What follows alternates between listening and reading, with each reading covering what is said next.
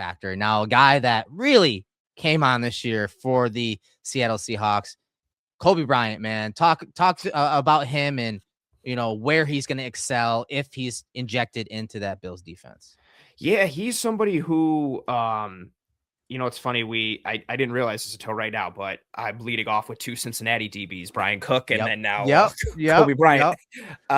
So Yeah, Coby played corner at yes, Cincinnati. he Yes. absolutely did play. He was the corner opposite of Sauce Gardner Yep. at Cincinnati, and it was like, oh, Coby Bryant's pretty good too. But Sauce got all the attention, and he played. Mainly, he was there, and he was the nickel his first year in Seattle. And then these past couple of seasons has transitioned more into safety. They've had some injuries on the back end. He stabilized some things for them. But yeah, he was primarily a slot as a rookie in 2022 and then started to become more of a safety. Got banged up a little bit in 2023. And these past 2 years has been a full-time safety for them. But he's just a lot of juice, a lot of explosiveness. My three kind of word highlight for him is intensity, violence, and tenacity. He's got a quick trigger, but he's explosive and he can cover a lot of ground in an instant from single high looks, two high looks. He's able to make plays on the ball. This interception here against Arizona, he seemed to kind of float and glide in the air. You saw that similarly on the pass breakup in the Super Bowl. He's got just a load of athleticism that has translated well to that safety spot. Again, being a former corner, you have to be athletic to be playing and be able to play in those situations.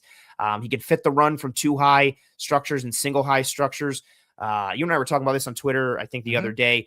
Sometimes he will, not even sometimes, I think he's more of a kind of throw the shoulder tackler. He tackles like a corner. Yeah, he tackles like a corner still. Yeah. That's kind of the way I looked at it. He throws the shoulder, and I think he also goes for the kill shot more so than he goes for, like, he wants to come downhill and blow you up. And sometimes that works, and you see it, like even on this one against Arizona, like boom, he just throws a shoulder, and he's trying to create car crashes at the tackle point. And when it works, it's beautiful.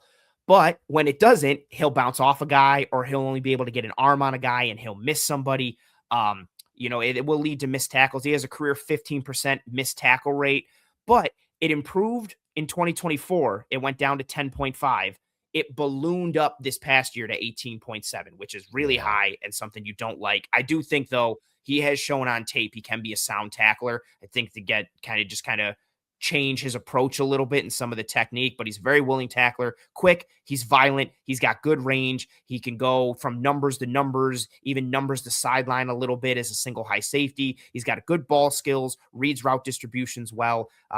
He's more of at the top of the end of the market in terms of someone who I think could realistically be at the top of the market for the Bills, but also could really get paid and not be a shot for them at all. Yeah, that's what worries me about him. I think if you look at the safety market the last couple of years, these kind of post-high safeties generally get paid really well because that's the thing. Like ever since Seattle, when they had the Legion of Boom and that cover three, the Gus Bradley defenses took over for many years, those cover three single high coverages, those post safeties, were living then. And that was like, hey, everyone's trying to run the cover three type defense, but now everyone's kind of running the Mike McDonald or going to the next couple of years. And so those post high safeties, especially a guy like Bryant, who has over 900 snaps at free safety last year, only 177 in the box. And you see that range, you see that athleticism, that fluidity, and that quickness, when he takes his read steps, those two steps back on a processing run to pass, like you see him immediately come downhill quickly when it is a run.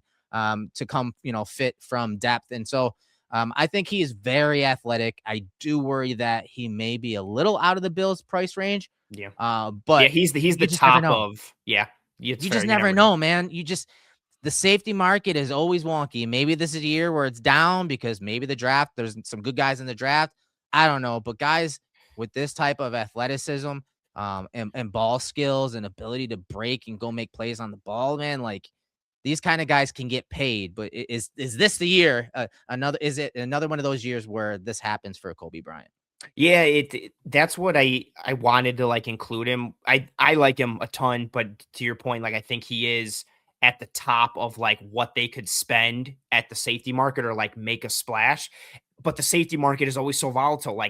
I could see Coby Bryant getting a 3-year $11 million year, 12, $13 million year contract, or I could see somebody giving him like 15 to $18 million a year. But the safety market is so unpredictable at times that you never know which way to lean. But he is, the kind. I always try to do things tiered when we pick like each of our three guys. He is the guy who I think is at the top of the Yeah. market. Brian Cook was at like my value guy or more of my bang for the buck guy. But yeah, Coby Bryant, I mean, his tape is awesome. And I think he's still learning at the position. Like, I think he 100%. can still get better. Like, 100%. yeah, his being able to see the game from depth like he is, like, he'll be going into this upcoming year, his third year as like a full time safety starter.